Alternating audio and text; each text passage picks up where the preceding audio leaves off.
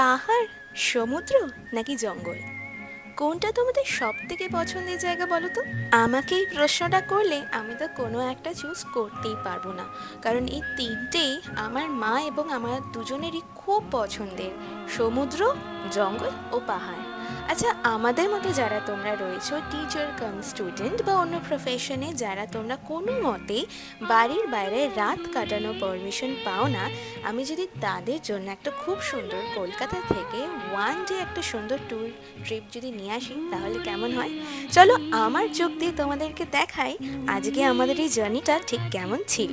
ইট কাঠ পাথরের শহর থেকে বেরিয়ে আমি যেন পিলপিল করে দৌড়ে চলে আসলাম এই সুন্দর মনোরম জায়গায়।